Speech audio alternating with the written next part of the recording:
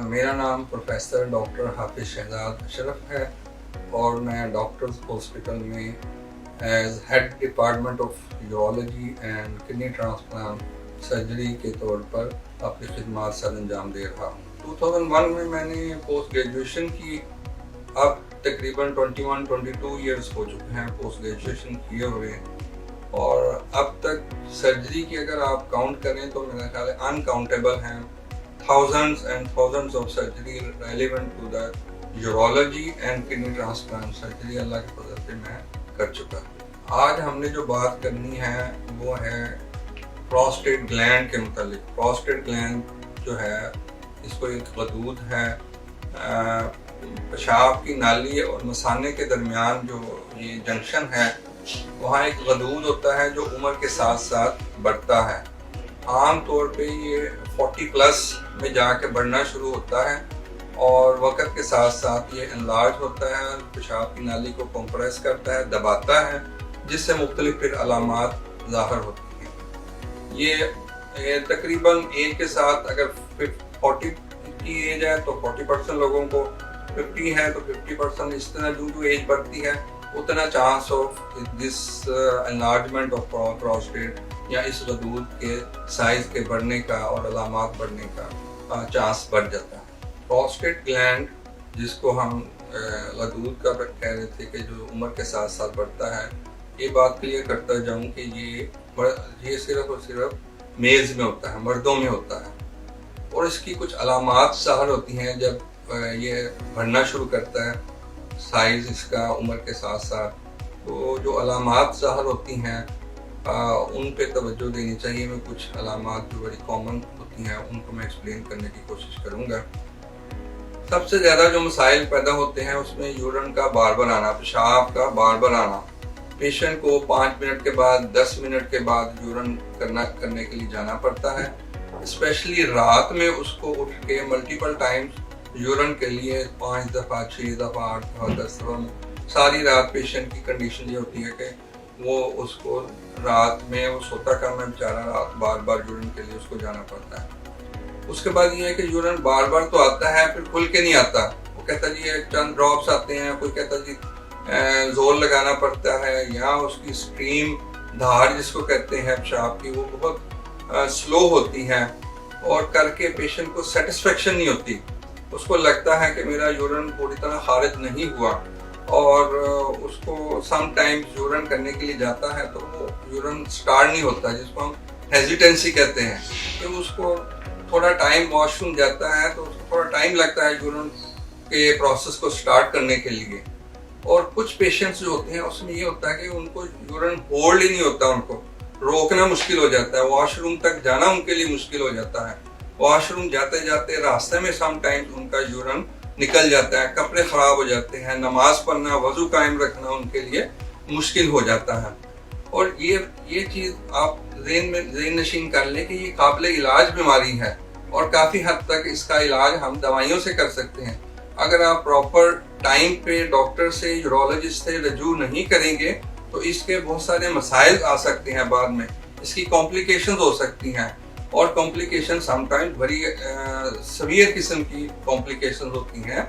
अगर आप इसका प्रॉपर इलाज नहीं करेंगे तो इसकी वजह से मसाने में पत्थरियाँ बन सकती हैं, मसाने में पत्थरियाँ बन सकती हैं, और जब इखराज पूरी तरह पेशाब का नहीं होगा तो यूरिन बाहर आने की बजाय रिवर्स किडनी में जाना शुरू हो जाता है, जिसको हम कहते हैं बैक प्रेशर होता है, किडनी में स्वेलिंग हो जाती है, इवन किडनी फेल हो सकते हैं।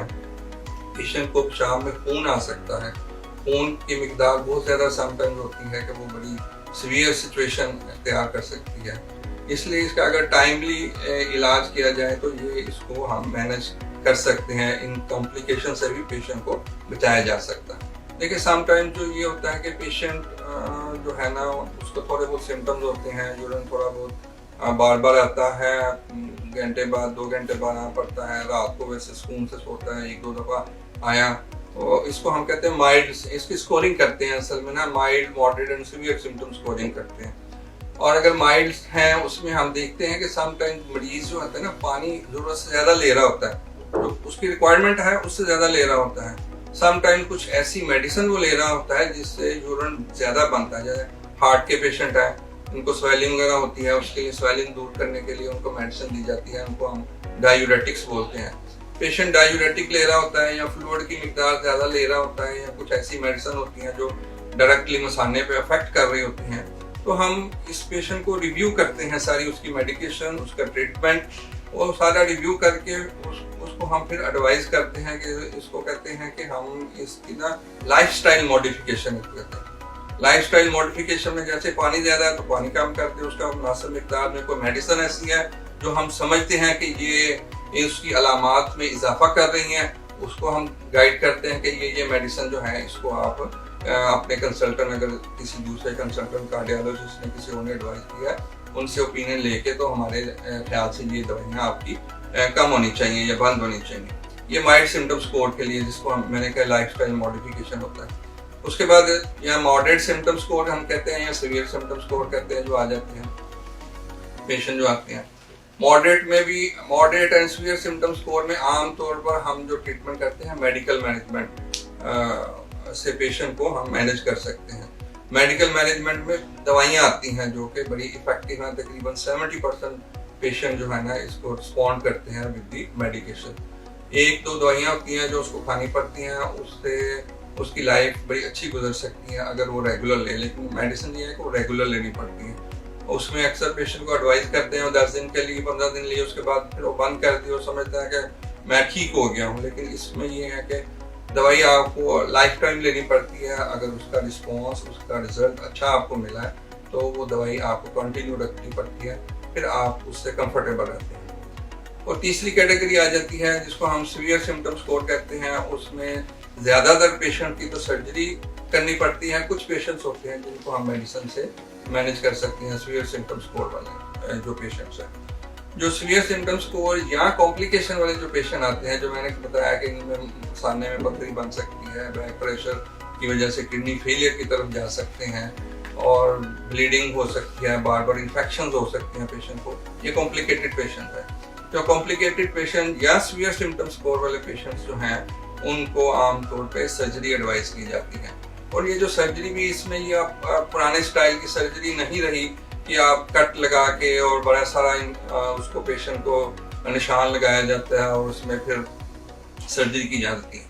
यूरोलॉजी में अब 99% ऑफ द सर्जरी जो है वो एंडोस्कोपिक सर्जरी हम कहते हैं, कैमरे के जरिए सर्जरी करते हैं। वो यूरिन के रास्ते, पेशाब के रास्ते हम कैमरा डालते हैं, कैमरा डाल के अंदर सारा प्रोस्टेट को, मसाने को असेस करते हैं। उसके लिहाज से फिर आम तौर पे इसको जो प्रोसीजर है इसको हम अपनी लैंग्वेज में कहते हैं TURP, transurethral dissection of the prostate. यानी पेशाब के रास्ते से हम कैमरा डाल के प्रोस्टेट जो होता है उसको छोटे छोटे पीसेस में काट देते हैं। काटने के 2-3 प्रोसीजर है, आप लेजर भी यूज कर सकते हैं आप, और मुख्तलिफ सोर्सेज हैं जो यूज करके। पर्पज ये है कि आप कैमरा डाल के पेशाब के रास्ते से मसाने में डालें और प्रोस्टेट ग्लैंड जो गदूद है उसको छोटे छोटे पीसेस में काटते हैं, काट के उनको मसाने के अंदर हम उस वक्ती तौर पर फेंक देते हैं। फिर हमारे पास एक सक्शन सिस्टम होता है, उससे सक करके सारे जो पीसेस हैं वो बाहर निकाल लेते हैं। तो ये बहुत लंबा चौड़ा प्रोसीजर नहीं है। पेशेंट को फिर एक दिन के लिए ऑपरेशन के बाद आम तौर पे 99% ऑफ द पेशेंट्स को एक दिन के लिए हॉस्पिटल रखना पड़ता है। विदिन 24 आवर्स उसको डिस्चार्ज कर दिया जाता है। पेशाब की नाली लगती है, 1-2 दिन के लिए वो उतार दी जाती है। कोई ऐसी चीज नहीं है जिससे इसको बढ़ने से रोका जा सके, क्योंकि कुछ हार्मोनल बैलेंस है जो नेचर ने बनाया हुआ है। वक्त के साथ साथ वो हार्मोन्स की कमी ज्यादती जो बॉडी के अंदर होती है उसका इफेक्ट इस पे आता है, इस ग्लैंड पे। और वो एज के साथ साथ वो अल्लाह का जो निज़ाम है उसके मुताबिक उस हार्मोनल लेवल में, उसके बैलेंस में जो चेंज आती है उसकी वजह से इस प्रोस्टेट ने बढ़ना होता है और ये बढ़ता है। लोग अक्सर आके पूछते हैं कि क्या कोई ऐसी तरकीब है जिससे हम इसको बढ़ने से रोक सके। मेडिकली इसकी कोई ऐसी तरकीब नहीं है जिससे इसको बढ़ने से रोका जा सके। अलबत्ता अगर हो जाए तो इसका ट्रीटमेंट जरूर करवाना चाहिए, मेडिकल और सर्जिकल जो भी जरूरत हो वो करना चाहिए। डॉक्टर हॉस्पिटल जो है वेल इक्विप्ड हॉस्पिटल है, एवरीबॉडी नोज, फेमिलियर है इससे हॉस्पिटल से।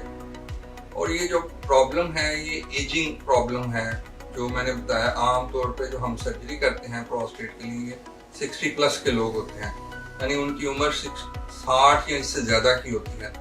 जो उम्र बढ़ती है उसमें problem, surgical problem, complication during surgery और आफ्टर सर्जरी होने के चांसेस ज़्यादा होते हैं। आमतौर पे शुगर के मरीज होते हैं ये इस एज में, ब्लड प्रेशर के मरीज होते हैं, हार्ट का भी, दिल का भी कुछ ना कुछ इशू चल रहा होता है। तो जितने ये मसाइल होते हैं उम्र के साथ साथ, उसमें उतने ही प्रॉब्लम होने के पोस्ट सर्जरी स्पेशली, यानी ऑपरेशन के बाद या ऑपरेशन के दौरान मसाइल होने के चांसेस ज़्यादा होते हैं। इसलिए इन पेशेंट की सर्जरी ऐसे सेंटर्स में ही होनी चाहिए जहां इन प्रॉब्लम्स को मैनेज करने के लिए फैसिलिटीज अवेलेबल हों, हर तरह की फैसिलिटीज, ऑपरेशन के दौरान कोई प्रॉब्लम या उसके बाद की प्रॉब्लम को फेस करने के लिए ये सारी जो है ना इंतजामात हों। डॉक्टर्स हॉस्पिटल में अल्हम्दुलिल्लाह आप देखें कि यहाँ का theatre staff, nursing staff, anaesthesia specially जो टीम है, क्योंकि इसमें एनेस्थीसिया का बहुत रोल है। एज के लिहाज से जो प्रॉब्लम है उसको मैनेज करने में, उसको कंट्रोल करने में, सर्जरी और सर्जरी के बाद के जो मसाइल हैं, एनेस्थीसिया टीम का बहुत अहम रोल है। और आईसीयू टीम, आईसीयू बहुत अच्छा इक्विप्ड आईसीयू है और आईसीयू की टीम जो है हमारी बड़ी ही जांफशानी से काम करती है। जो पेशेंट्स जिनको ज़रूरत है उसके मुताबिक डॉक्टर की एडवाइस को फॉलो करते हुए जो है ना उनको मैनेज किया जाता है। तो यहाँ हम फुली सेटिस्फाइड होते हैं।